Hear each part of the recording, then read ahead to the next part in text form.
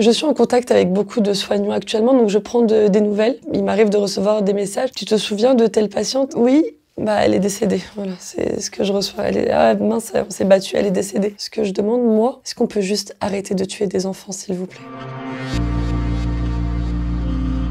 Je suis Imane Marifi, j'ai 37 ans. Et je suis infirmière et humanitaire. Alors ça fait un peu plus de 16 ans que je suis infirmière et c'est vraiment un métier passion. Ce n'est pas ma première mission humanitaire, c'est la première en zone de guerre. J'ai toujours aimé aider l'autre. C'est aussi ce qui a motivé mon choix de carrière. Quand il s'est passé ce que nous avons tous découvert le matin du 7 octobre, je revenais de mission quelques semaines plus tôt et je me suis dit qu'il fallait que je mette mes compétences au service de l'humanité. Donc j'ai contacté en tout premier lieu MSF, mais qui m'ont tout de suite dit que c'était compliqué pour eux, qu'ils ne pouvaient entrer ni pour soigner d'un côté ni de l'autre. J'ai intégré un collectif qui s'appelle Blouse Blanche pour Gaza. Donc c'était juste mettre des idées en commun pour savoir comment aider la zone sinistrée là-bas. Et c'est par leur biais que j'ai rencontré un médecin de l'ONG Palmed. Ça s'est fait très vite en fait. Je pensais être sur une liste et au final je me suis retrouvée vraiment à partir, je l'ai su 10 jours avant le départ. Je pensais m'inscrire sur une liste et qu'on aurait un top départ le jour du cessez-le-feu. Je me tenais prête à partir, mais je m'attendais pas à partir en temps de guerre du tout. J'étais au téléphone avec une amie quand je lis le mail. Elle parlait, j'arrête la conversation, je lui dis « je pars à Gaza ». Elle me dit « quoi ?» Je dis « je pars à Gaza ». Je lui réponds « il faut que je fasse un testament ». Ça a été machine. Je lui dis « attends, je raccroche ». J'ai téléphoné à mon père en premier. Il a dit « non, c'est pas vrai ». Après, il a dit « je le sens bien, vas-y ». La deuxième personne que j'ai prévenue, c'est mon mari. Je l'ai juste pris dans mes bras, je l'ai serré très très fort. J'avais des trémolos dans la voix, il me dit « mais qu'est-ce que t'as ?» Je répondais pas, il me dit « qu'est-ce que t'as ?» C'est lui qui a compris. Il m'a dit « tu pars ?» J'ai dit « oui » et on n'a plus parlé. C'était un moment très fort. En fait, Palmed n'a pas réellement eu d'autorisation pour pouvoir entrer. Ça faisait plusieurs semaines qu'ils essayaient d'entrer pour aider. Ils se sont mis en contact avec une ONG américaine qui a pu, elle, entrer pour la première fois début janvier. Ils leur ont demandé s'il était possible de greffer des soignants européens à leur équipe. Ils ont répondu par l'affirmative. C'est pour ça que notre départ était vraiment flou. On savait pas où on allait dormir, où on allait, par où vraiment on allait passer. Jusque quelques heures avant, on pensait qu'on allait aller à l'hôpital Al-Nasser. On est tous partis avec de quoi s'autosuffire, ce qui ne nous a pas aidé à être rassurés. On a pu, nous, après, rassurer les équipes suivantes. On s'était préparé à ce qu'on allait voir, mais pas à ce qu'on allait vivre. Cette dichotomie entre les deux. Je pense que le fait d'avoir été les premiers a fait que les émotions sont décuplées. On est très fortement liés tous. Vraiment, dans la zone de Rafah, la première nuit, on a été refoulés parce qu'il était trop dangereux de traverser les 20 km qui séparent Rafah de l'hôpital européen à Khan Younes. Ils ont estimé que c'était trop dangereux pour nous. Donc ils nous ont fait passer la nuit du côté de l'Égypte et on a pu entrer le matin très tôt. On descend tous nos bagages. Nous étions au total 21 avec des Jordaniens, des Américains et des Anglais. J'étais la seule infirmière. Il y avait quasiment que des chirurgiens. Chir pédiatrique, chir vasculaire, chir ortho, chir maxillofacial, chir esthétique et réparatrice. Donc une équipe très hétérogène. On a pu passer, mais on est quand même resté 6 heures le temps de tous les contrôles. On a beaucoup été arrêtés pour beaucoup de contrôles. On a perdu beaucoup de temps. On a fait 300 km en 30 heures. Alors que pourtant tout était organisé au préalable. Et de l'autre côté de la frontière nous attendaient d'autres minibus, des ambulances qui nous ont escortés jusqu'à l'hôpital européen à Khan Younes. Moi, le premier pas dans l'hôpital, évidemment, c'est l'accueil qui est extraordinaire. On est les premières grandes équipes d'humanitaires qu'ils voient dans cet hôpital. On sent qu'on est attendu. Ils vivent entre eux, ils sont enfermés dans cet hôpital. Donc les émotions sont enquistées. On était là un peu pour faire exploser justement cette coque et apporter un autre regard, d'autres émotions. Et peut-être on arrivait tout neuf, un peu frais, pour pouvoir absorber les leurs. Et on l'a tout de suite ressenti. Et puis tout de suite, on demande à être mis dans le bain et on est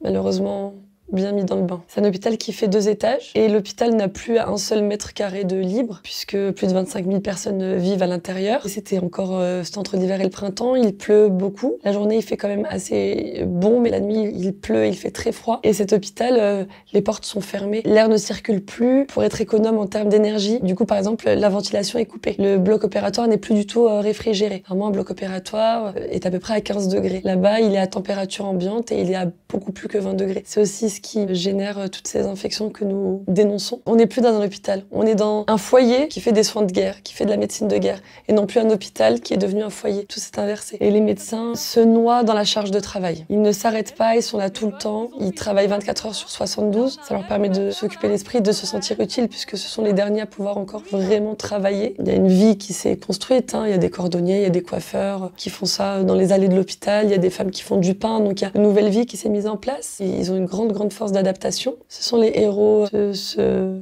drame. Le premier réel contact avec les patients se fait en réanimation. On fait le tour des patients. Chaque histoire est pire que la précédente, sachant que la première, c'est une enfant de 2 ans qui est paraplégique et qui est orpheline. La patiente d'après, elle s'appelle Wafa, elle a 19 ans, elle est amputée d'une jambe. L'autre est ultra infectée, je vous dis pas l'odeur. Elle pèse moins de 40 kilos. Elle peut pas manger dans la bouche parce qu'elle a des points de suture partout sur le visage. Et en fait, elle a pris une balle qui lui a traversé quasiment à l'intérieur de la bouche. En fait, elle peut pas avaler. On lui a mis un système d'aspiration pour qu'elle puisse aspirer sa salive. Elle a une sonde nasogastrique pour aspirer ce qu'elle a dans l'estomac. Parce que l'estomac, même si on est à jeun, continue de produire des sucs. Les premières heures, j'ai eu beaucoup de questions que moi j'ai estimé après très bête, mais parce que j'ai eu un temps où il a fallu que je m'adapte à leur niveau. Quand j'arrivais, je me disais, elle a une sonde, pourquoi on lui met pas une alimentation entérale? On n'en a pas. Vous avez peut-être une alimentation parentérale, c'est une alimentation qu'on va mettre dans les veines. On n'en a pas. Donc elle a juste du glucosé, un sérum avec du sucre, et qu'on alterne selon ce qu'on a en fait. Elle est juste hydratée en fait. Je comprends tout de suite que ça risque d'être difficile, et en fait, je me mets en tête d'aller voir quand même aux urgences ce qui s'y passe pour essayer de passer ces 15 jours dans l'endroit qui va être le moins difficile. Les deux services sont vraiment horribles, les histoires sont horribles. Mais par expérience aux urgences, excusez-moi pour le terme, mais on refile la patate chaude. On accueille le patient, on gère l'urgence, on le stabilise, et après il y a deux voies. Il décède, ou il a un millième de chance et on le met dans un service. Je me dis, je vais aller voir ce qui passe aux urgences parce que par expérience, je sais qu'on n'a pas le temps de nouer un lien avec le patient. Alors qu'en réanimation, on le voit manger, on le voit se réveiller, on est avec lui. C'est un service d'hospitalisation. Je me dis, si tu rentres vivante, tu n'assumeras pas ces affects que tu auras eu avec les patients en réanimation. Je suis en contact avec beaucoup de soignants actuellement, donc je prends des nouvelles. Il m'arrive de recevoir des messages. Tu te souviens de telle patiente? Et en fait, j'ai une plutôt bonne mémoire. Ça les interpelle toujours parce que je dis, c'est celle qu'une fois on lui avait fait ça et ça, donc je me rappelle. Ils me disent oui, et oui, elle est décédée. Voilà, c'est ce que je reçois.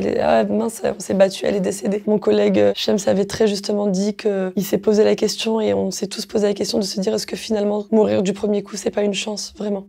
À l'hôpital européen, on n'a pas de maternité. Donc les femmes allaient accoucher, il y a un centre mère-enfant à Rafah. Donc les femmes accouchaient là-bas, il y a quand même à peu près 60 accouchements par jour. Hein. Il y a 2 blocs dans ce petit centre pour faire les césariennes. Et en fait, elles sont faites à la chaîne, avec très peu d'anesthésiants. Zouhair, on a parlé, il est gynécologue. Il faisait des césariennes et les mamans sortaient quelques heures plus tard. Il n'y a pas de place. Déjà, l'acte en lui-même est barbare. Il y a beaucoup de morts fétales parce que la maman est dénutrie. On peut pas dire que les Gazaouis mangent à leur faim. Ou alors aussi des mamans qui perdent leurs enfants dans les premières heures de vie parce qu'elles sont dans des tentes. Il fait encore froid la nuit, mais beaucoup moins que ce que nous avions vu. Mais en tout cas, quand nous étions là-bas, janvier-février, il y a beaucoup de morts par hypothermie, de nouveau-nés. C'est pas comptabilisé, on n'entend personne parler de ça. Il y a une précarité menstruelle. Un paquet de serviettes hygiéniques coûte $17.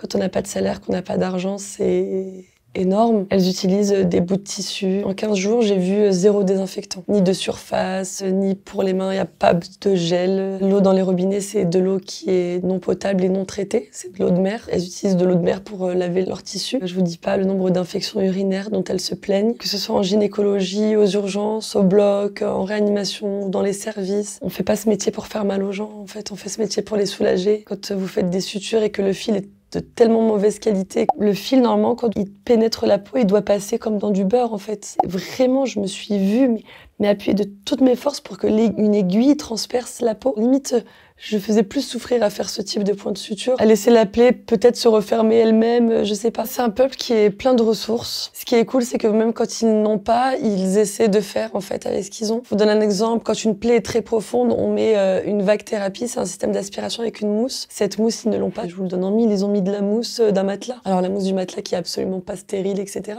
Mais ils font, en fait, ils essaient de faire quand même avec ce qu'ils ont. Ils ont créé des systèmes d'aspiration, des poches de recueil pour les selles, ils travaillent avec ce qu'ils ont, comme ils peuvent, dans des conditions d'asepsie absolument ignobles. Tout le monde est infecté. J'ai vu aucun moignon ou plaie non infecté. Ils acceptent leur sort avec de l'espoir. C'est-à-dire qu'ils sont tous sûrs qu'ils vont reconstruire leur maison, ils vont retrouver la paix, si tant est que il y avait une paix avant le 7 octobre. Mais ils vont retrouver en tout cas un quotidien. Mais en même temps, quand je leur dis, vous avez vu l'actualité internationale, Biden a dit ceci, ou Macron a dit cela, ça les touche pas parce qu'ils savent que c'est des coups d'épée dans l'eau. Il n'y a pas d'espoir, finalement. Alors c'est très paradoxal avec tout ce qu'on vient de dire, mais ce que je retiens de mes 2 semaines à Gaza, c'est l'humanité que j'ai rencontrée là-bas. Et ce que je retiendrai, c'est vraiment la vie dans la mort. Nous, humanitaires, quand on revient, on a ce type de discours de dire qu'ils ont de l'espoir, mais qu'en même temps, il y a la mort, comme temps, ils préféreraient presque mourir. C'est une espèce de patchwork d'émotions qui s'entremêlent et qui sont vraiment indescriptibles. Sur le plan personnel, j'arrive pas à mettre des mots sur ce que j'ai vu, sur ce que j'ai vécu.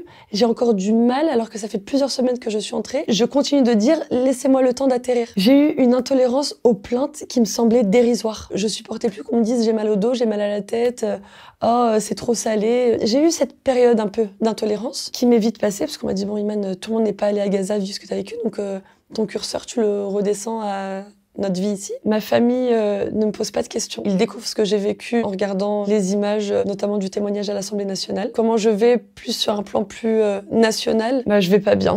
J'arrive pas à comprendre pourquoi est-ce qu'on n'accepte pas que les Gazaouis soient des êtres humains, que les Gazaouis aient des sentiments, qu'une maman gazaoui qui perd son nouveau-né, qui perd son enfant, c'est comme une maman européenne, africaine, américaine. C'est une maman humaine, c'est une maman. Quand on est maman, on est toutes sur le même piédestal. Nous sommes une maman qui avons porté la vie et qui mettons au monde notre chair. J'ai déjà eu ce question. Je sais que c'est bienveillant, c'est juste mal tourné. En tout cas, la tournure de la phrase laisserait supposer qu'elles ont peut-être des capacités psychologiques, psycho-affectives à mieux vivre le deuil d'un enfant. Non, quand elles perdent leur frère, leur père, leur fils, etc. Elles vivent un réel deuil. Ce sont des êtres humains. Retourner à Gaza est devenu pour moi viscéral. C'est presque addictif d'être au milieu d'êtres humains. J'ai besoin que la boucle soit bouclée. J'ai maintenant une petite expérience qui me donne l'impression que quand j'y serai, je serai peut-être plus efficace. Ils n'ont pas besoin de nos mains. Ils ont besoin de notre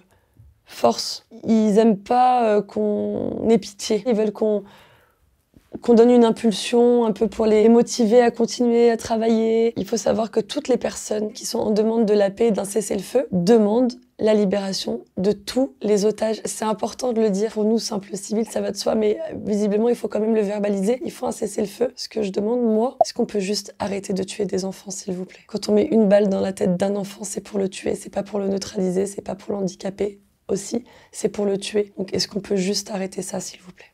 C'est tout.